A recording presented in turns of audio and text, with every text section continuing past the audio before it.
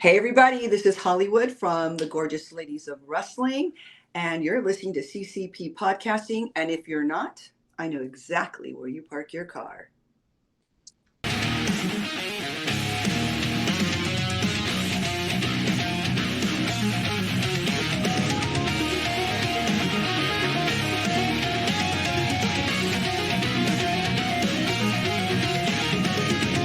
What's happening, friends of CCP Podcasting? Welcome back to Beyond the Bell. I'm Chris Page. I've got my tag team partner, my man, Todrick Tabar Ramsey.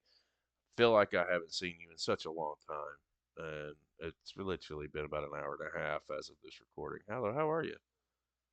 I am doing well. We had a great show earlier tonight, and I know that that trend is about to continue because I am very excited about what we are about to do, and I can't wait. Like I feel lucky. I feel blessed. It should be a really good show. I'm really excited to be able to bring our guest in today. Truthfully, when we started our dive at independent wrestling, started in Australia with Riot City Wrestling, and it made me want to branch out and see what else was going on in Australia. And I think they came across, I want to say Pro Wrestling League, and then I came across Renegades of Wrestling. When I came across Renegades of Wrestling, I saw our guest, and a lot of talent stood out in that market and through this company. But the level of just, I don't know, connectability was something that I did not expect. And then I believe one of the shows after that, he won the Renegades of Wrestling's heavyweight championship and had a nice little run there. Not only Renegades of Wrestling, Melbourne City Wrestling, Malaysia Pro Wrestling. Our guest today, super stoked, excited. Let's go ahead and bring him on in. It is Mr. Emman Azman, if I pronounced your name correctly on the Hey, last name. I did the best I not could. too bad, not too bad. Thanks for having me. No, man, it's my pleasure, our pleasure to have you on. Anytime we get an opportunity to talk to guys, especially across the world, and get perspective on your journey in professional wrestling, where you came from, more insight on what's going on elsewhere. Like, it is hugely beneficial for us because professional wrestling is on fire everywhere.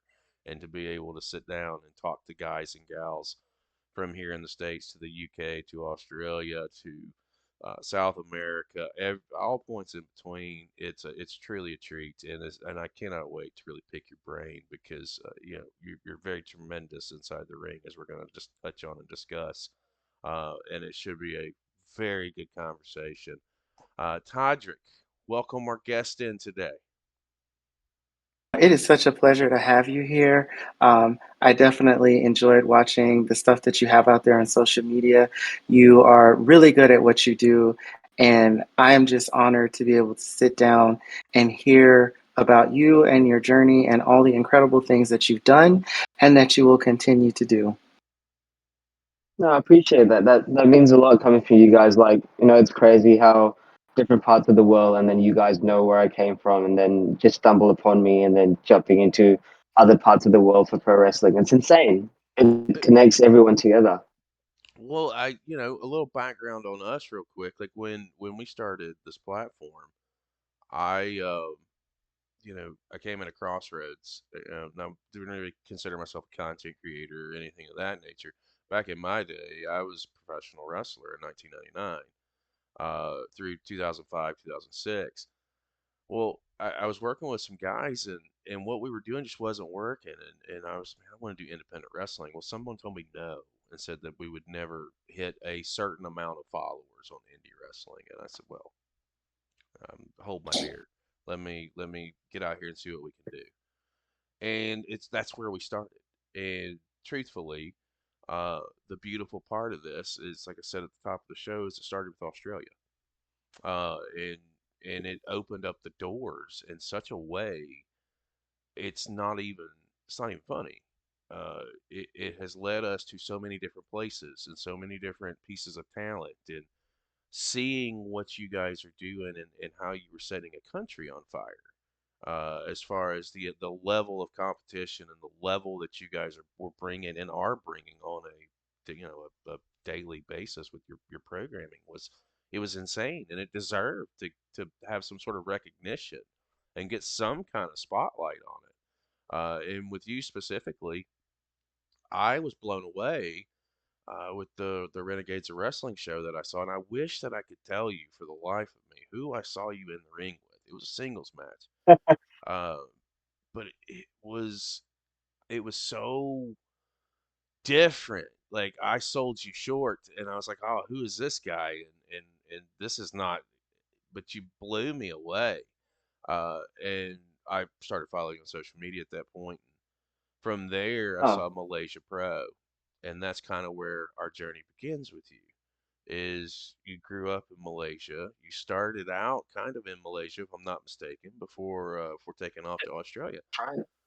How does that look for you when you get into professional wrestling or try to get in professional wrestling in the Malaysia market? What's that look like for you as a performer and as someone trying to get into it?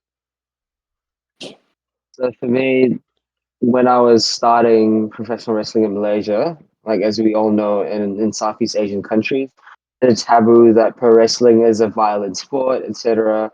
Or like they like to use the F word, which we don't really want to use anymore. And it's it's predetermined. It's not the F word, but there was no such thing as a pro wrestling school in Malaysia. The closest thing I could go to was in Singapore, but it was 18 and above, which is fair because I started wrestling when I was 13 years old, and I can feel my whole body trying to break down on me at 24 years old. But lo and behold, there was a ad that I saw on Facebook that said, "Hey, we want to train pro wrestlers in Malaysia for a project or whatever," and then it was in a Muay Thai ring. So we were bumping on Muay Thai rings, no pro wrestling ring at all in the first couple years, maybe the first 2 years of training. We were training for 4 days before we had like an exhibition match, and I was like, there's not much proper training, but for the love of the game, let's just do it. Right. um, Couple of years later, we got training like a backyard kind of style kind of ring, like a low pro wrestling ring. Mm. And then as the years gone by, we got like the proper ring with the higher apron and all that stuff. It kind of just every year it kind of just added on, and then I think more people started to see, hey, there's pro wrestling in Malaysia.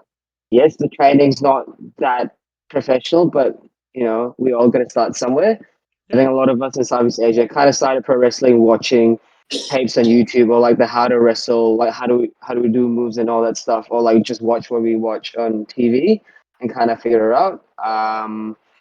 But fortunate enough that I was able to get some sort of training for the first 5 years, and then making my way to Australia for the next 6 years, and I was like, everything I've been learning in Southeast Asia or in Malaysia has not compared to what I've learned in Australia, because Australia's on a whole different level. But it was good to have that foundation. Wrestling around Southeast Asia, even made it to Japan even before I made it to Australia. So getting all these trainings from different places, different parts of the world, different parts of Asia, really kind of just shifted everything for me, and then just my perspective on pro wrestling, that you don't have to start to have a with a professional wrestling background or like proper training. You can always start small, slow. Maybe we don't have the facilities, but for the love of the game or like all that passion, that's why we're here today. Well, you say you got started at 13. Uh, at what point in time did you fall in love with professional wrestling? And do you remember the Mm. moment that you're like, as a young kid? I think I was 8 years old. I was trying to sneak. I was not allowed to watch wrestling growing up, but like whenever I go to my grandma's place, my cousins and all like to watch wrestling past midnight because that's when it happened in Malaysia. So I would sneak out and jump behind the sofa and just have a peek. I think the first match I had was a Rey Mysterio and John Cena tag match. I can't remember against who, but from then on, I was like, I like them both. Rey Mysterio because it was small and quick. I was like, I'm small. John Cena because it's John Cena. And then another thing that got me hooked really into it to start buying DVDs and stuff was when the Nexus was running WWE, all that stuff with the Yeah. John Cena angle and whatever. That really got me hooked into pro wrestling religiously, buying DVDs, buying action figures, to the point where I had a separate room to have all my action figures like hung on the wall and all that stuff. That became my bedroom. I was sleeping with like action figures, just looking at me like hundreds of them, and I was like, okay, this wrestling thing is kind of my thing now, and I want to stick with it. I think that that's fantastic. When you jump into something, you get bit by something so young, and then to see how far you've come is at this point in your career is insane. Uh, and as you're jumping in and you're getting started, what were some of the outside of not having a ring as you're going through your training phases, what were some of the difficult things for you to grasp as a, I mean, again, you know, I want to say this because I do find this impressive. Because what a lot of people don't understand is when you get into professional wrestling, there's a lot of sacrifices that you have to make. There's a lot of stuff. There's time with family. There's sacrificing your friends. There's a lot that you give up to do this. You're making these sacrifices at 13 years old. You're making some of these Yep, sacrifices at such a young age. Um, and I tell all the younger guys that I've had an opportunity to sit down and speak with, that shows me your level of dedication to the craft and what you're willing to sacrifice to be successful. That is a winning trait yep. to have. Thank It you. sucks that a lot of people don't have that. But to jump in at such a young age and to put a lot of stuff on the backside to focus in on this, it should be at least brought up and commended because that shows dedication to what you're trying to do. What were some of the difficult moments for you outside of again not having a ring to deal with? It honestly was, bumping into Muay Thai rings and all that stuff. Like at the age of 13, like, I don't think people fully develop. Or, like, I was really, really skinny or skinny fat at that time. So bumping on, really nothing to give such a young age. I don't know. Maybe my body wouldn't be as bad as it is today if it was in a pro wrestling ring at 13. But because it was a Muay Thai ring, it's a what if kind of situation. Hmm. But I think it just made me tougher than I think I thought I was, just because it's like, hey, I could have just, after the first training, if it was so painful, I could have just like, nah, I'm walking out. I don't want to be a professional wrestler. But then to me, something clicked. I was like, fuck it. Let me try this thing. Let me see how long I can go. And it's, fortunate enough, it's been 11 years of me doing this. But apart from that, it was definitely trying to balance everything because I was still in high school. I think grade seven or whatever, secondary and all that stuff. But it definitely was challenging just because as I grew older, going out with mates and all that stuff, trying to balance everything. Sometimes I do slip away and go towards my friends instead of focusing pro wrestling. But that's all part of life. I'm going through puberty and whatnot. Seeing friends, seeing girls, Yeah, yeah, yeah. but It it all came back to wrestling. I was doing wrestling on the during lunch break on the field on the grass and all that stuff. So to me, wrestling's always going to be there one way, shape, or form. But as I got older, I kind of knew what I wanted. I prioritized wrestling. Having to juggle life as well, but wrestling's always going to be there. But I do tell this to everyone, even including my students. Like when you're in university and stuff, like you need to get that piece of paper first because wrestling's not going to go anywhere. But if you mess up in university or a job and stuff, like that's going to affect you even more. So wrestling's not going to go anywhere. It will always be there for you, but always remember to find a balance. That's what I would say. facts. That's sound advice to give to anybody, guys. To definitely get that education first, no doubt. And I want to commend you. You are the second guest, and we have had probably 52, 53 at this point that have dropped the F bomb before me. Congratulations, Yes. sir. You've made exclusive company. Toddy, let me come around to you. I'm curious to know, you're very athletic. Before you started wrestling, were you athletic? before you started, or did you just kind of like go as you started your training? So I did a couple of martial arts growing up. So I kind of did taekwondo, freestyle martial arts, and then somehow I ended up doing golf for a couple of years.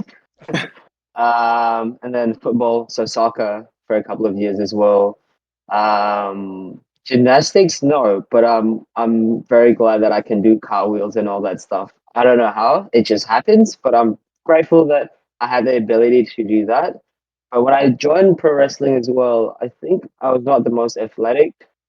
There was a phase where I got kind of fat or chubby because I love eating at that certain time in my life, and I just could not stop eating. So I joined I wrestling. I like Like, food. I like food too. Don't feel bad. yeah, yeah. I was like, the first time I was like, I can eat more. I was like, whoa, I like eating. You had But to yeah, no, wrestling looks weight. Yeah, you which is good. had to bounce back real quick from that. Um, Yeah, let's talk a little bit about your debut. When you had your first match, was that through Malaysia Pro? Because I'm not even gonna try and bullshit anybody. I didn't connect the dot until literally as we're talking, 11 years ago is when you started, and I imagine that yeah, it was Malaysia Pro is turning 11 or is 11 years yeah, old now. So I would imagine that you started with maybe the first crop of Malaysia Pro students. yeah. I was the first four people. I think all of them don't wrestle anymore except me. Um, yeah, we had training, and then 4 days later, we had an exhibition match for like a news outlet or media outlet for Malaysian TV and stuff. Because it was like, you don't really see that. There's pro wrestling in Malaysia, so it was a big deal. I only had 4 days to train, so it was a 5 minute match, but we planned everything from top to bottom. Um, Obviously not the best match. I don't think you can find it anywhere.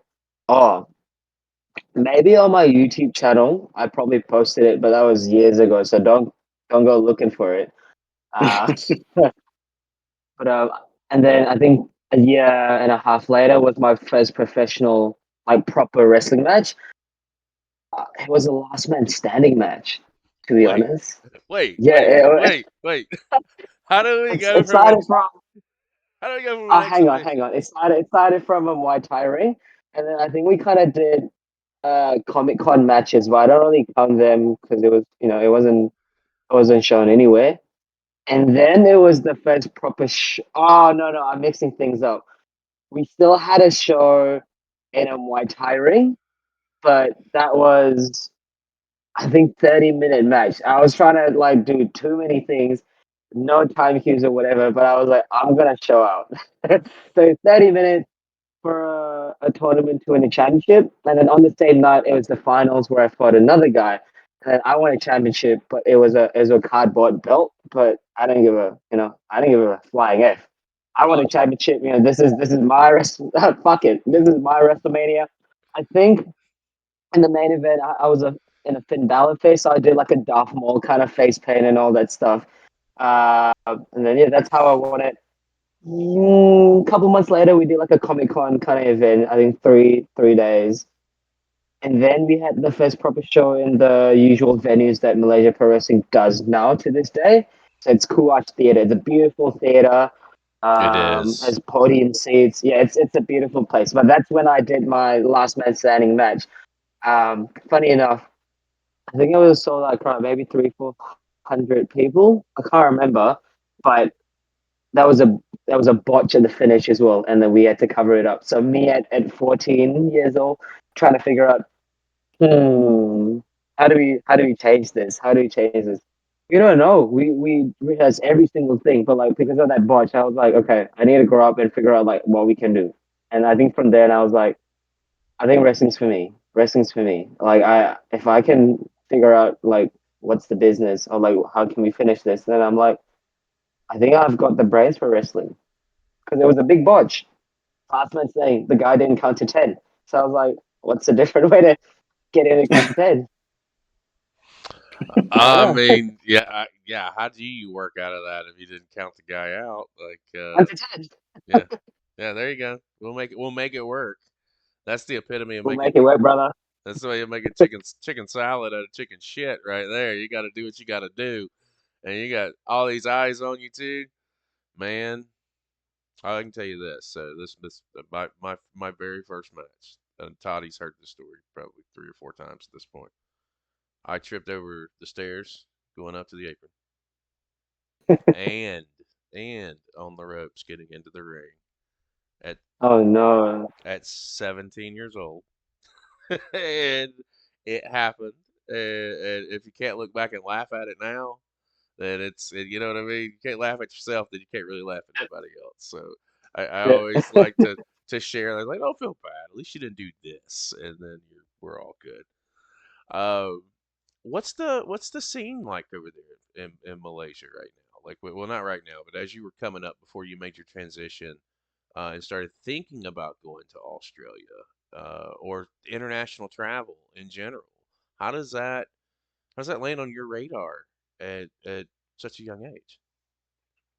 I think for Malaysian professional wrestling at that time, still to this day, I believe we're still in our infancy stage, but we're going on the up and up. But when we first started, there was a lot of media buzz because hey, first pro wrestling school, first pro wrestling promotion in Malaysia. Yeah, it was pretty cool, but obviously when you get the attention or if you're viral, that's when people come to you. But as it, kind of dies down and all that stuff, hoping, we still get the support. It kind of fizzled out. There's still hardcore fans that support us, but aid from the government or media places and all that stuff, it kind of just fizzled out when there was no more attention on us. And I think money was always the biggest problem, just because it's pro wrestling is an expensive thing to do. Like getting a pro wrestling ring would cost you a couple of like even if you get a ring from High Spots and all that stuff, that's around 30,000 ringgit, and then that's not even including shipping, all the Mm-hmm. ropes, all that stuff, all the other equipment. So it is what it is. But and with our currency, it's not the strongest currency, but we still make do with it. Um, but it's crazy how I'm thinking about 11 years of doing this, and Malaysian wrestling is still alive and well, or even going. You know, we're Southeast Asian wrestling. I tell you today, for this year, probably last year, a bit of last year, we're having a boom. Everyone's kind of come in here, come in there. Um, for example, Zack Sabre Jr. has come into Philippines and Singapore. Like that's insane. I Mm-hmm. had Robbie Eagles coming to Malaysia like years ago, and all that stuff. And a lot of Australian talent is also coming out to Malaysia, even Southeast Asia. We're definitely in the boom period now. Uh, Same as like how Australia was a couple of years ago, and then the UK years ago as well. Mm-hmm. So to me, it's like it's all about staying in the fight. If you get knocked down, gotta get back up stronger than before, and that's always been us. We're always trying to survive, but now I think we're like instead of surviving, we're also having fun along the way. Not just for Malaysia, but we're working together with Singapore, Thailand, Philippines, Vietnam. I just came back from Vietnam. It was an amazing time. My first time wrestling in Vietnam and traveling to Vietnam, and it was amazing. I think 400 to 500 people like screaming, booing, and all that stuff. Like it's amazing how far we've come as a whole for Southeast Asian wrestling. I'm very proud of it. Definitely. Well, I think, here's something that I want to put in perspective. You guys have built this, right? Like you've nurtured it. Rome wasn't built in a day. And now you guys are really starting to see the fruits of your labors, of what you put in, to build it to this point. And I think that it's got to be kind of cool to sit back and reflect on that for a moment to say, I was one of the first four that, Hmm. this is a movement. This is, it's like I tell again, we've made friends all over the world, in Portugal specifically, something very similar, that's going on in Malaysia. They are starting to, there's a movement happening. Like you can see it, if you watch the programs and you look at the talent, You can see that it's happening. It's starting. And they did the same thing. They had to start at the ground and work their way up. It's taken them 3 to 4 years to this point, but now they're starting to see that the work, not only is it paying off, but they are building a market for generations to come. This is the how my mind works with professional wrestling. This isn't about right now. I mean, as a piece of it, but you guys are laying the groundwork for your future. And in your case, you got into it so young. You're still, 11 years in, 24 years old. It's crazy. No, here's the crazy part. Think about what you've accomplished thus far in your career and how young you are right now. Here's the crazy part. Think about what you could do in the next 5 years. Oh, no, It's wait. scary. It's That's not crazy. that's not I it. know. No, That's no, the no, no, no, scary no, no, part. no, no, no, no, no, no, no. My bad. I'm sorry. 5 years, you're not even in your fucking prime. You don't even touch that for another 6 to 7. And then you've got another decade there.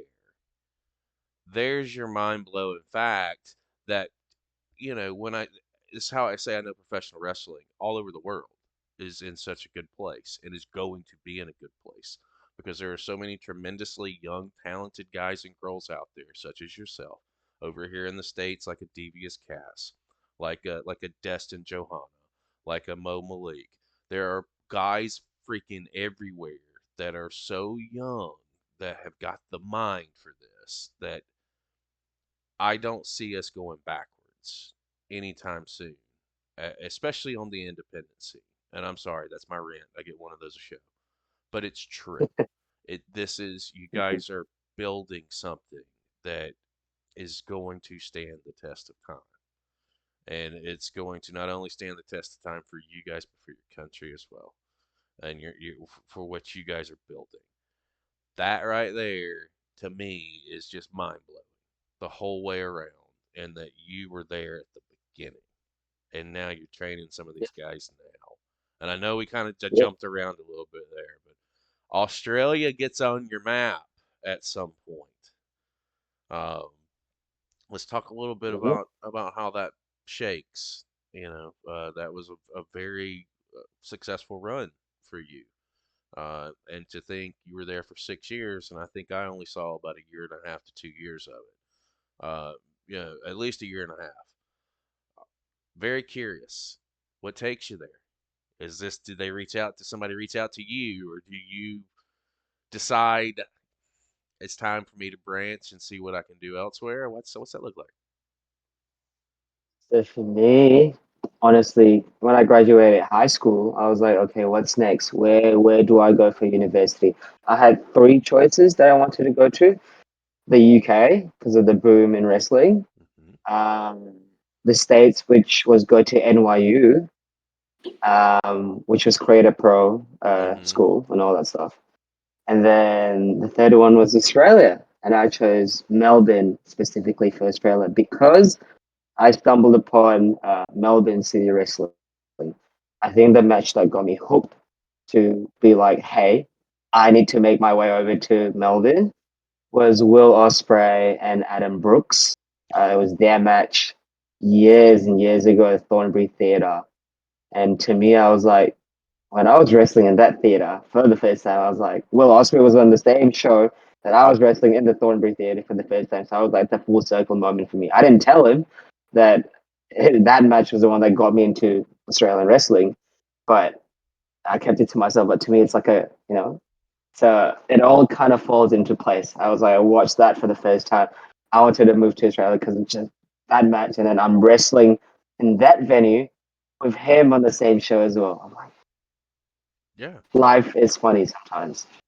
Um, Apart from that, I think I watched Lex versus Okada, and then Robbie Eagles versus Will Ospreay, but in Sydney for PWA. So for me, I was like, this is where I want to go. I, you know, I see that there's something special about Australia, and I need to make my way over there. And it was also because university, I was like, hey, that's also me trying to juggle, like how I've always done my whole life, juggle studies and then wrestling. And to me, if I couldn't go there to study, I wouldn't be able to go and live in Australia. So for me, I needed to lock in and do 3 years of university, 3 years of work. That's why I got the 6 years. But within that time frame as well, I'm still wrestling. I'm going to training. I'm doing shows every weekend. If I'm fortunate enough, I get to wrestle other states of Australia. It's insane how I'm like even at workplace, I wear glasses when I go to work, and I'm sitting next to my colleague. He's like, "Hey, do you like wrestling?" I was like, "Yeah." He's like, "You kind of look like the wrestler Golden Boy." I was like, "That's me, man." He's like, "Ah, I watch you. I watched you like 2 or 3 times at the Thornbury Theatre. Like, how did I not know it was you?" I was like, "I think it's the glasses. It's the Clark Kent effect. It's the Superman effect, you know." Then from then on, like even when I walk around, I'm like, I always keep the glasses on because it's crazy how like if I take off my glasses, they're like and then when I put it on, I'm just a normal guy, which I appreciate. It's Lit- wild. But I Literally sat the Clark next to Kent. this guy, opposite this guy, for 3 months, and he's only like realized 3 months in.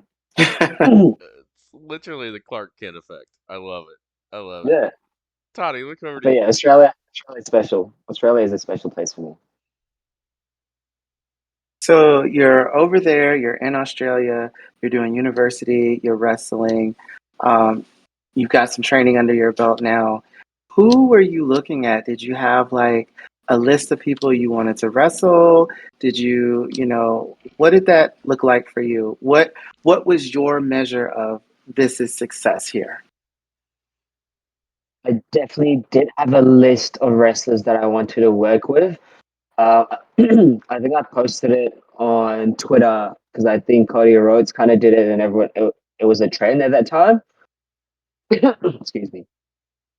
So when I posted the list, Robbie Eagles was one of them. And my first match in Australia, not even in Melbourne, I got booked to fly over to Adelaide, I believe. Yeah, Hmm. Adelaide. And I put Robbie Eagles in the main event. It was me, Robbie Eagles, and JK Moody from New Zealand. And I won that match.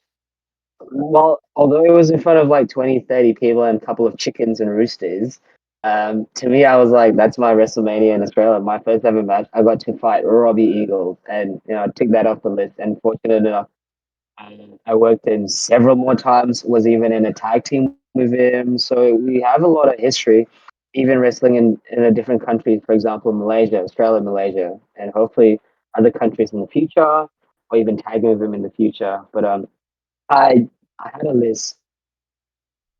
I think after 6 years, I think I wrestled everyone that I wanted on that list. So to me, that's a win for me. And also the championships that I wanted to win. For example, the Intercommonwealth Championship was always a big thing for me because Adam Brooks, uh, um, Will Ospreay won those, and I was like, I need to win the Intercommonwealth Championship at least once, and I did, and I was Hmm. like, and I was holding it backstage, sitting on the steps. I was gonna cry, and I was like, all these people held this before me, and now I'm one of them as well. Like, how crazy is that? That a Malaysian that came all the way to Australia just to want to make it, make the dream come true, got to hold this belt and defend this championship, even in Malaysia. Brought it around Southeast Asia, brought it to Taiwan, Singapore, Thailand, brought the title everywhere. And to me, it's crazy because like, how could they trust such a young professional wrestler, not even from Australia, but from Malaysia? And to me, it's like they really trust me. And I gotta say thank you to Carlo Cannon because he's the one that trained me for those 6 years. His school, Vicious Pursuit, um, in Melbourne. I can't remember who suggested it to me on Twitter, but they suggested a couple of schools, and then they reached out to Carlo and told him about me, and then I did a Mhm. tryout with them, and lo and behold, he's a head coach in Malaysia Pro Wrestling.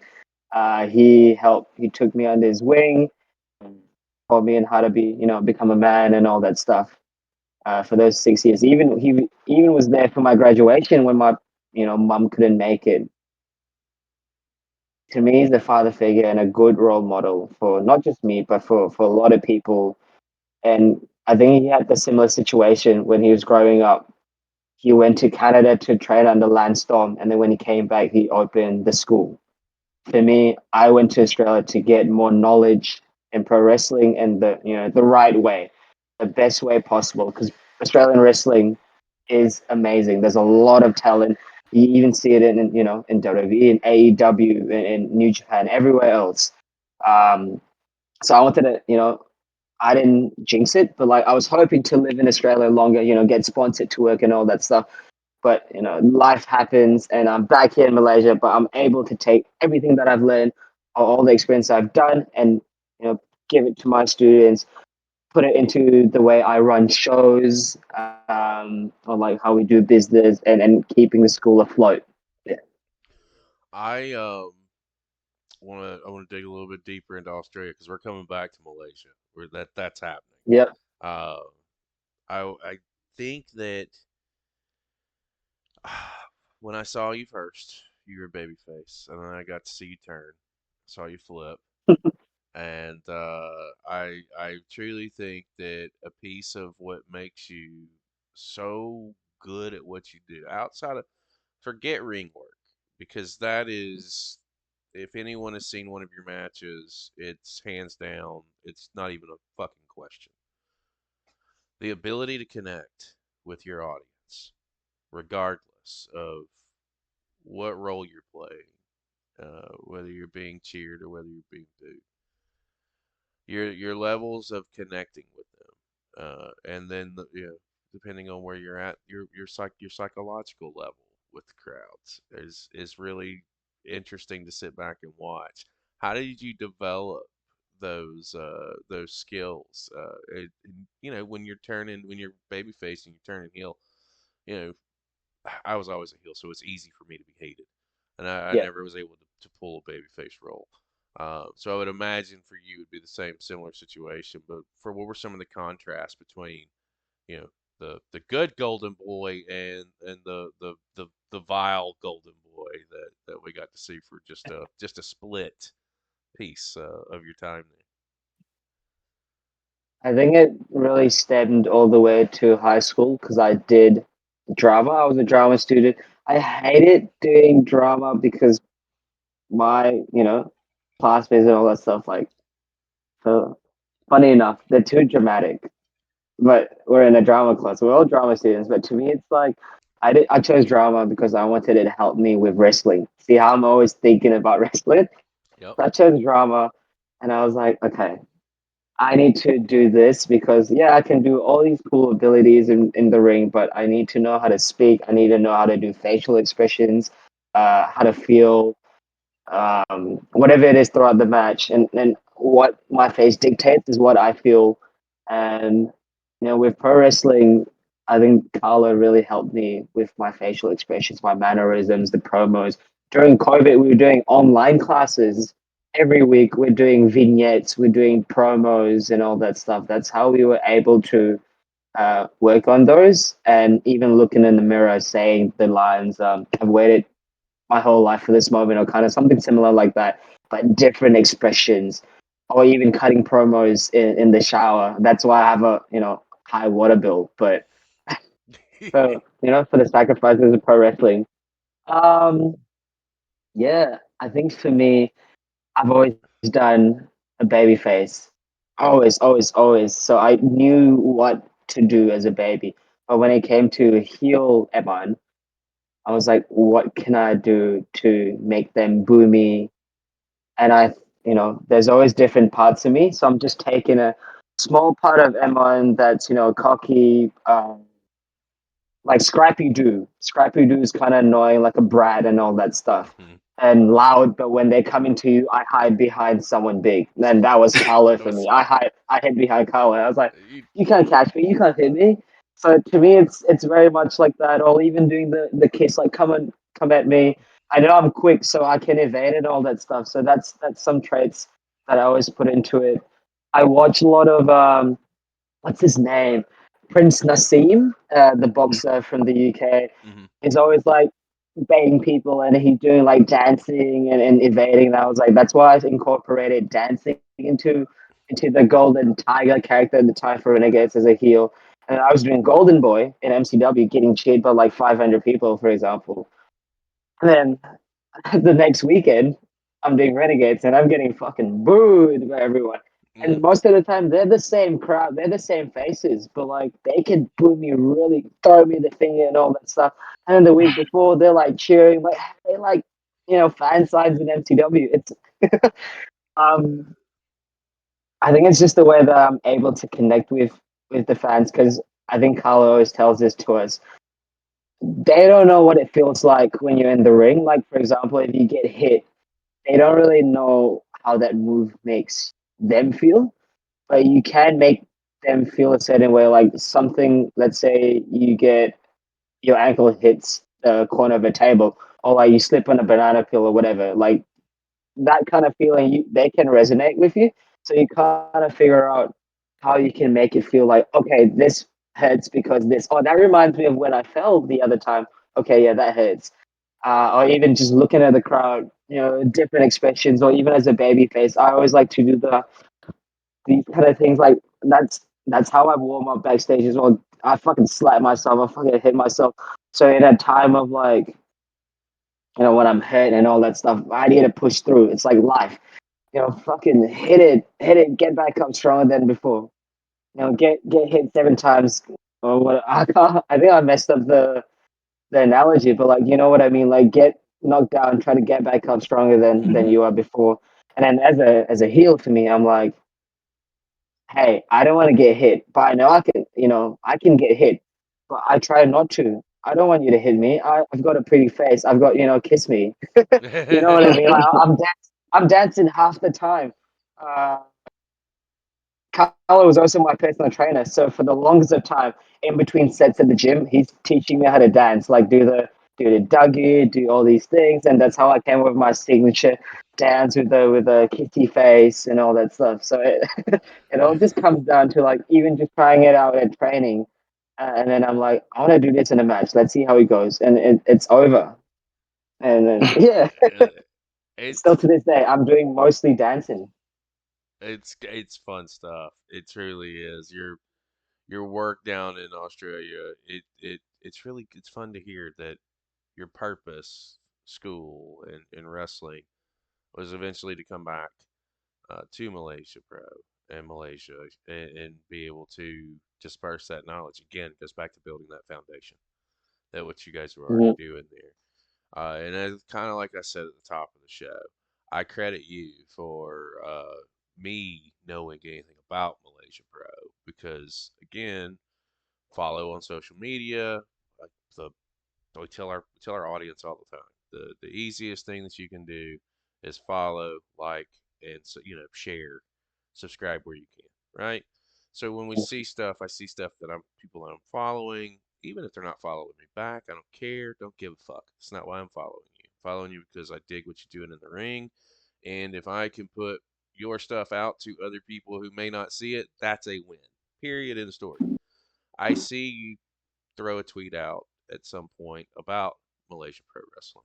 And as we evolve our platform, I'm thinking of different shows, different concepts, different things that can that we can do with on independent wrestling. And this down the rabbit hole concept came to my head, which is really it's going to finding a Fed, going to their YouTube page because everybody puts individual matches out there and pulling an hour and a half to 2 hours of random matches from people that we don't know, talent we've never seen before, and a company that we have no concept of. We go in with no context. That was a perfect situation for us in Malaysia Pro Wrestling, and that's exactly what we did.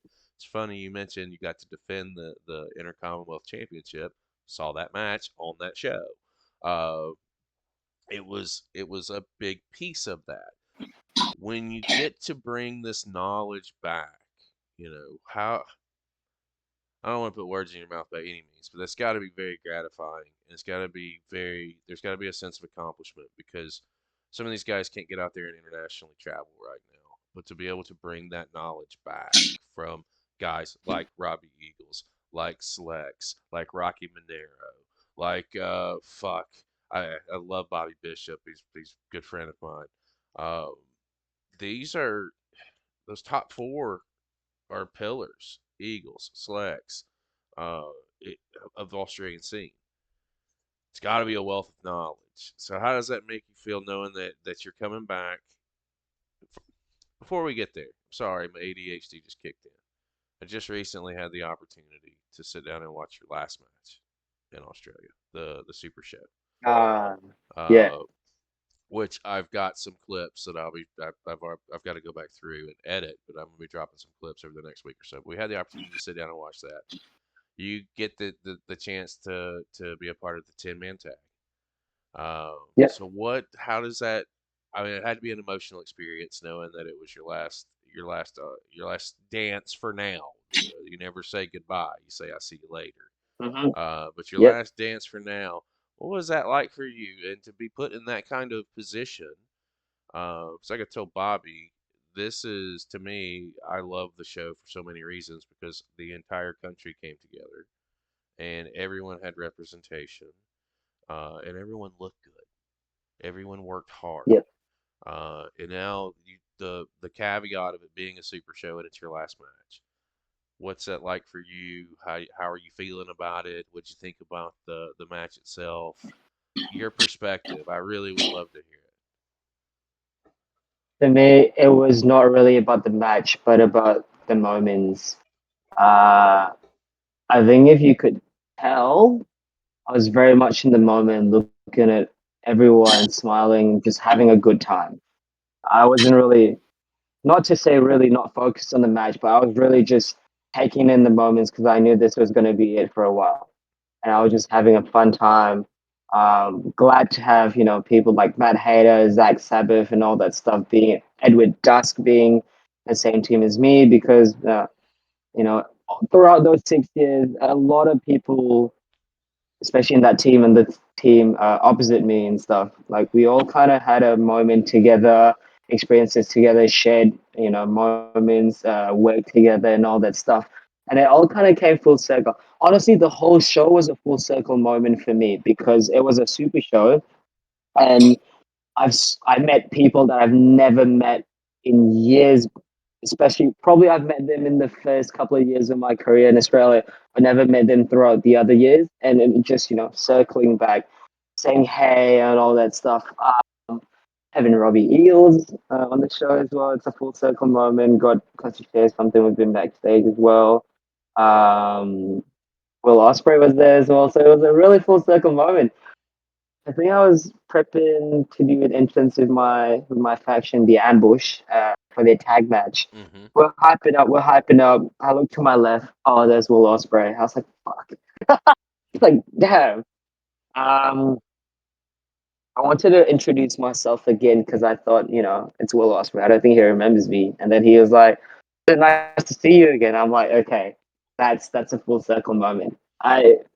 He knows I exist and I need to, continue this, not just in Australia, but I need to prove myself that, I'm the best of the best. I'm the greatest Malaysian professional wrestler to date. If people speak about Malaysian wrestling, I want them to think about me and what representation matters, being in Australia. I think it's amazing to see people like me on posters or like on billboards or, just everywhere stuck around the city. To me, it means a lot because, people my kind or like even Malaysians just walking around Melbourne or, for example, on a holiday and they're like, hey, I know this guy. This guy's Malaysian. And take photos of just, a piece of paper on the wall. That's something special to me. But with that super show for that match as well, everyone kind of had their own thing, special thing. Matt Hader did, some funny thing on the mic and he's wearing his leopard prints and all that stuff. Uh, And I was just soaking in the moment because I was like, I'm not going to see this again for a while in person. And it's just a lot of work in being in the same ring with a lot of my friends and all that. So I'm like, it was really like a fever dream. Got to go out with my stable mates for one last time doing the big entrance with the song with the nice LED. I was like, I love this. I love this so much. And Australia really gave me a platform to be the best that I can be. But, it's a see you later. and I can come back later on because Australia's not going to go anywhere. So pro wrestling in Australia is not going to go. He's not going to leave me. They're just going to go on the up and up, and that's the same in Southeast Asia and wherever else I go or where I end up in. Um, but I've always got that connection of trying to bring Australian wrestling to be into Southeast Asia and vice versa, bringing Southeast Asia to Australian wrestling. We're so close to each other, so might as well work together. And I've always tried to create that bridge, and hopefully more things will come down the line. Well, let me tell you this. You have been a blasting cap for the Malaysian market, at least for me and for those of the people who follow my channel. And so you're doing something right. You're getting the word out there for them. You're doing something right. Toddy, we come around to you. So you talked about traveling to Japan and all sorts of different places. What's it like wrestling in all these different places for you? How does it stack up? And then now you have all that experience under your belt and you say you're going to still travel. What is it you tell your students about traveling and wrestling in different places? I'm very nitpicky with what I do. So, for example, as a coach, if I don't think they're ready to even be on shows locally, let alone going internationally, I will tell that to them. And I'll be honest with them because I'm doing it for their sake, because I don't want to put them out there if they're not ready. I rather them, train for at least a year or like 2 years or like until when they're ready. Because everyone kind of goes at their own pace, and there's no point in rushing people, churning out people just because like, hey, we have a show. I need more people to come out. No, I'll find ways to make it a good show. But if you're not ready, I'm not gonna pressure you. That's just who I am. Um, but with that being said, when I'm traveling everywhere, there's different ways with how people. There's different styles of wrestling. There's definitely different ways. I wouldn't say there's no wrong way to do wrestling, but if you're doing it unsafe, yeah, that's wrong. But like other things, like there's no wrong way to do something in pro wrestling, and even going to different countries, maybe if they don't speak English, because that's the main language that I speak. um, there's always ways to plan a match. It's Wrestling language is a universal language. Even working Vikingo does not speak that much English, but we made it work and we had a great match for GCW/Renegades in Melbourne. Um, got a standing ovation, which I didn't realize because I was looking down because I lost and all that stuff. But yeah, it was very much like we were doing uno dos pop pop pop, and from then on, like we clicked, we know what we wanted. The fact that we did not speak each other's languages, we still put on a great match. Same as in Japan, I think I did Michinoku Pro. Not much English for them on their side, and not much Japanese on my side as well. But we made a match. Just different parts. Even in Taiwan, uh, they speak a bit of English, but not enough. But we made it work. It's so universal. You don't even need to speak the same language. There's always ways to work around it. And I always tell my students like, live in the moment. If you've never been to the country before, yeah, wrestling, go for wrestling. But also don't forget to, treat yourself, because wrestling has brought you to this country, and you should be grateful, and you should also explore it, because that was me in Vietnam. Never been to Vietnam. I locked in when it came to wrestling. It's always business for me at the end of the day for wrestling. But after that, I'm gonna spend some time to myself and treat myself, and that's what I did. And it's always gonna be a good balance. That's why there's always balance. You can never be like, oh, I'm all in for business, but like the next day, try to ease up and treat yourself, because you're not gonna appreciate the country if you always set on one certain thing. Just explore. And with that being said, always be ready to have stuff in your back pocket, because there's let's say you only have 20 minutes before the show starts to plan something. Always have stuff in your back pocket so that when it comes to something, you know the structure. But once you have stuff in your back pocket that you can use, it's kind of putting the jigsaw pieces together, the puzzle pieces together with their stuff and your stuff, and make it make sense. Hmm. Facts. Um, I didn't realize. Well, how many hats are you wearing with Malaysia Pro right now? Because I'm just Way too listening many to. hats. I'm listening to the conversation. I'm hearing talent. I'm hearing trainer. I'm hearing promoter. I'm hearing several other things going on. What's the balance like? And I guess when you came back from Australia and you jumped right in, I know that Malaysia Pro was always your roots. Were you still obviously you still connected when you were over in Australia with MPW? Yeah, for sure. I was still a supervising coach when I was in Australia. I would write up the programs and all that stuff, pass it to my supervising coaches as well.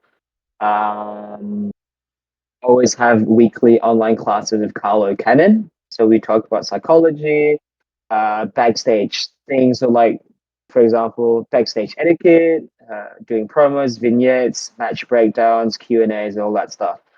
There's always a connection with Australia and Southeast Asian wrestling. Um, with that being said, as well, even when we're doing shows, when I'm not even there, I'm using the money I make off work to promote and fund that show. Because it all comes down to me. The school, yeah, we use the school fees to fund maintenance and the rental. But when it comes to the shows, it's all of my money that I make from work that I put it in, and it's a gamble. 'Cause there's a couple of shows. Yes, it's a good show, but I've lost a couple of thousand ringgit. Like, you know what? No, it is a business. You're always gonna lose before you gain, and that's the gamble I put in. And you just have to make it work. With that being said, I also promote. I do the socials for Malaysia Pro Wrestling. I'm the promoter, booker, coach. Just a lot of hats. Too many hats, but I've this I've learned to delegate, which is a bit easier just because, in my time when I was in Australia and I was in there to run the shows, I was able to delegate certain roles to certain people, and they made it work. It was successful. Even last November, it was a sold out show without me even being having to be there. And to me, it's like, yeah, we got it good. We're in good hands. Everyone wants everything to succeed. Everyone wants to work together. And if you have the same mindset, if you're a good leader that people look up to and want to succeed with, I'm gonna bring you up with me. It's not just me over everyone. If I eat, everyone's gonna eat. That's what Carlo always tells me as well. If he eats, we all eat. So it's that mentality that I always have in the back of my head. Because what's the point of succeeding by myself if everyone else is left behind?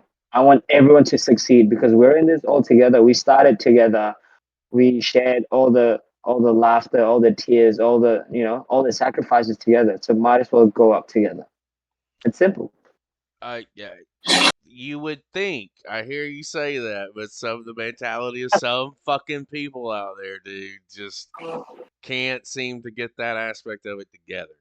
And I think that is a great mentality to have. It just I now like I have a deeper respect for you because initially coming in I said, "Are you wrestles?" I know he trains there. I know it is, but now I didn't know that the extra stuff. Like I mean, all this is experience that again, not to go back to your age, 24 years old, and you're handling different pieces of the industry. You're getting experience everywhere, which makes you so much more valuable, I think, to anybody that would that A would have you on a show or book you, et cetera, et cetera. You have so much knowledge here. It's crazy to think, and how you're going to execute it moving forward.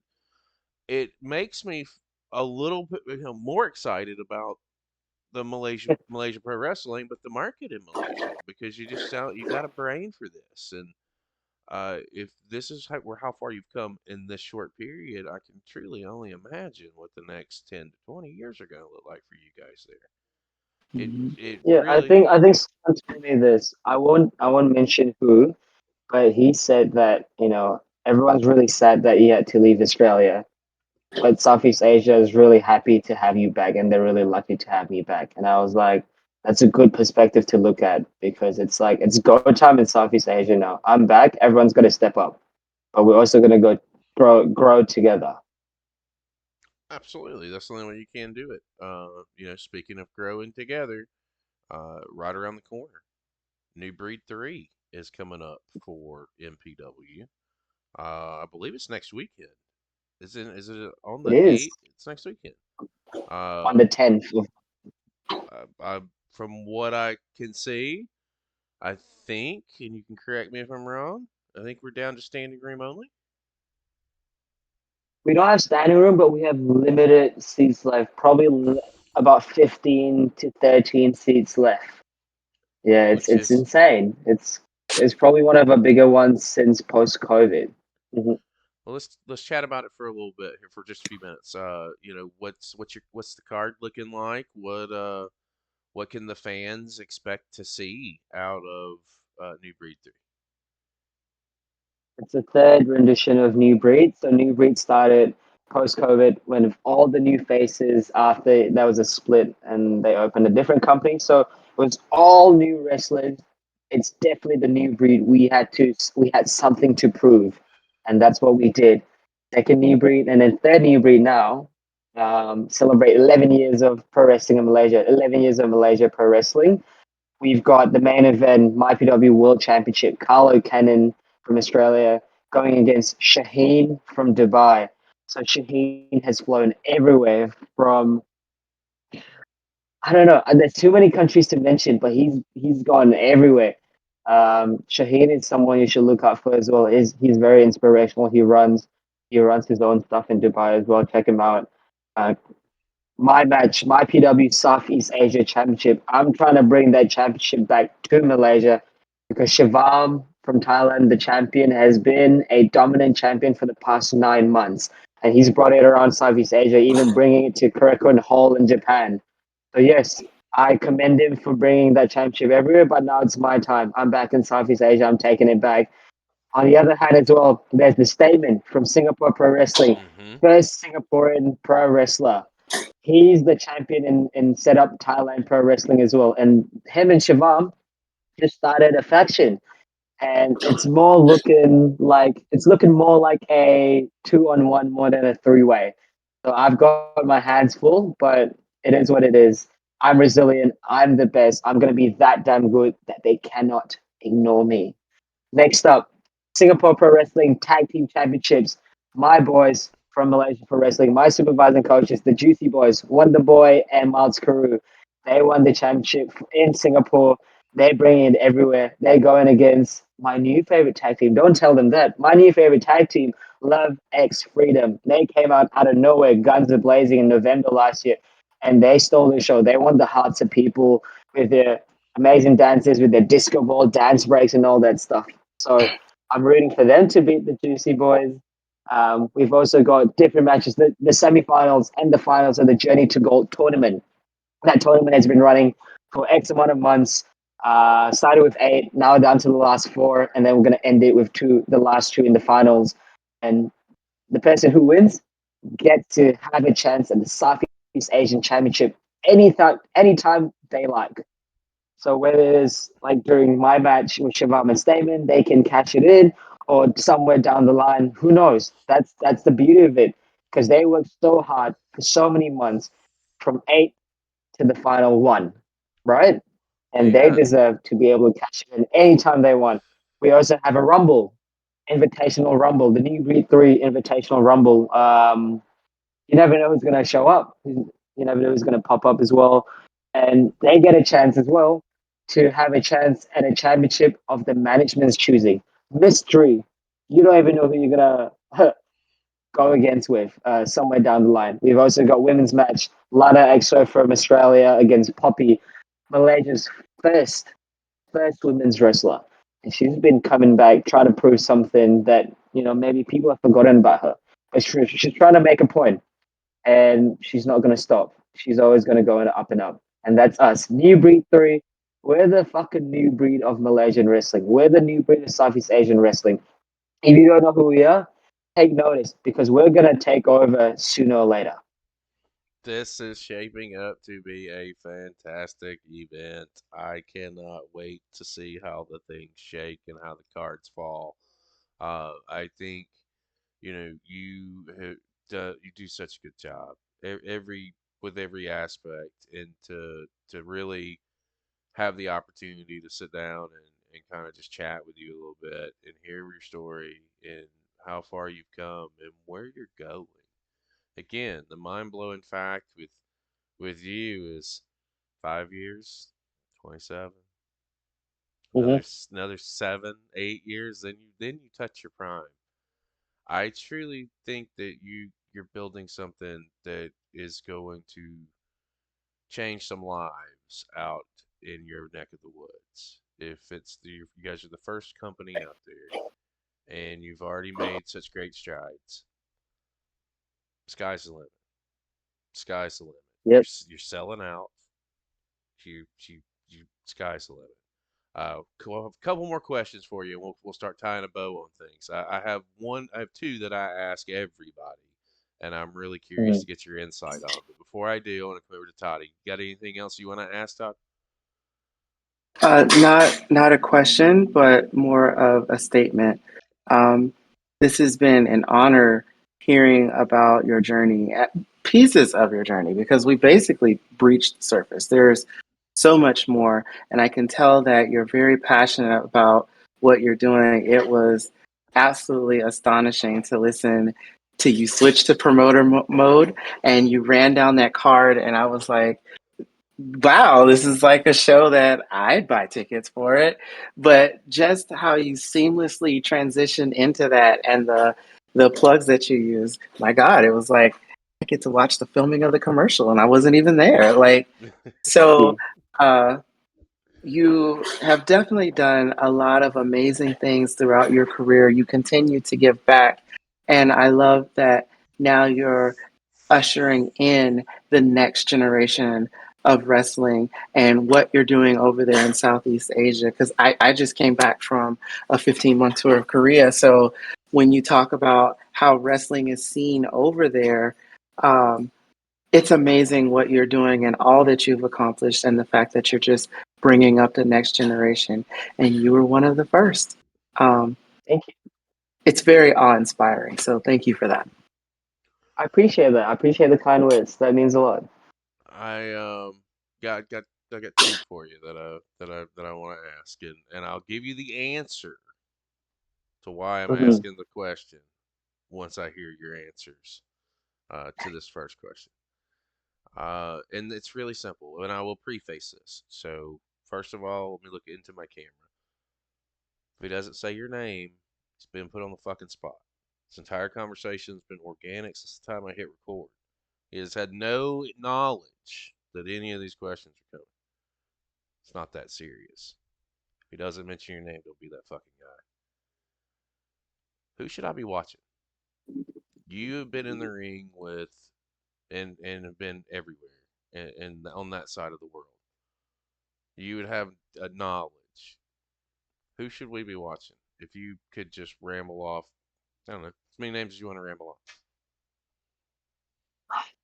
Too many to name, but the ones that come off my head, I'm gonna be biased. In Australia, it's the Ambush. It's Aisha. She's been a dominant women's champion. She's a women's champion again.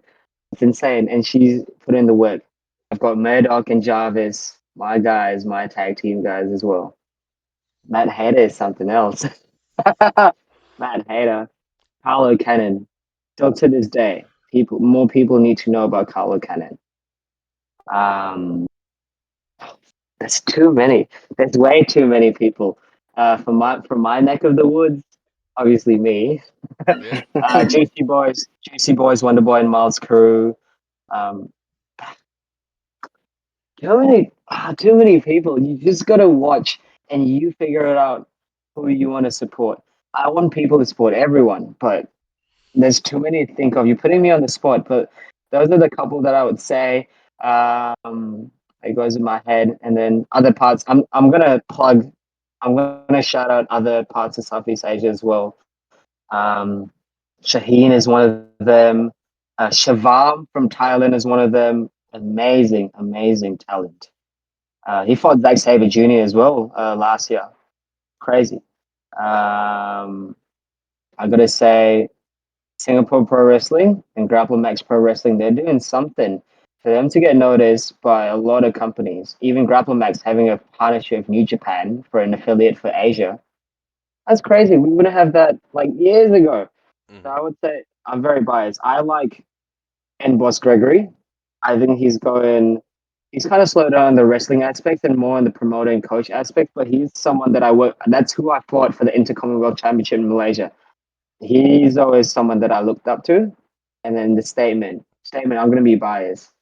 For the past couple of years, he's worked hard. Although he's the first Singaporean pro wrestler, it doesn't get to his head. Like, he knows that, there's so many more things outside of Asia and he wants to do better. And I think after my chat with him, or like even him being friends with Carlo and all that stuff, like he has a different perspective in that he wants to be better, not just for him, but hopefully for his growth, for his company as well. But yeah, just those are the couple that I had in mind. If you could ask me, it's gonna be the whole hour. I have a whole list of people. But the first couple of ones, those are the ones that I would say. But if I missed out anyone, I'm so sorry. But yeah, it is Yeah, what it is. yeah, blame me. It's okay. Uh, here's why I asked that question. It's just so you have frame of reference as to why. All right, again, our platform's independent wrestling, and you're in the ring and you're everywhere. You guys know better than we do who we should be taking a peek at, who we should be watching, because that's exactly what our platform is, and that's how it grows, and that's how it continues to move forward. We take your recommendations, we put them on our internal spreadsheets. We'll go through and we'll start doing spotlight shows. We'll start looking deeper. We'll start exposing them to our audience because that's the beauty of professional wrestling and that's the beauty of independent wrestling. Because if you allow it and you say fuck all the tribalism that goes along with it, it can bring people together and it can expose talents to people who may not see them before or may not have seen them before at all. The beautiful thing about our platform, we're on a live stream, we see anywhere between 300 to 700 people that pop in per show, and it constantly grows. But the biggest compliment that we get from our audience is, I wouldn't have seen them if I didn't watch this show or if I didn't come here and see this. Now I'm going to go follow them.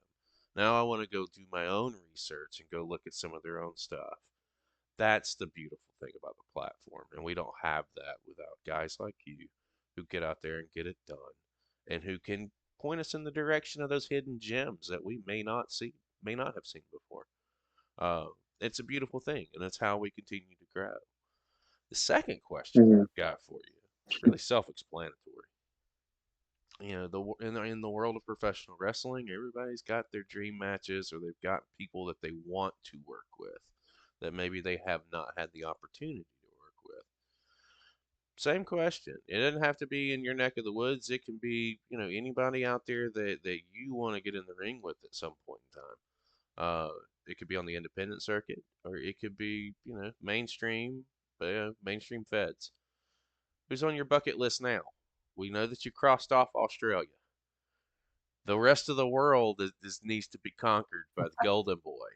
So Yeah. let me get some of those names that you definitely want to try and see yourself getting in the ring with. So it's gonna be Will Ospreay for me. Will Ospreay, Sami Zayn's always one of them. That's how I got the babyface fire, baby. I'm always watching Sami Zayn.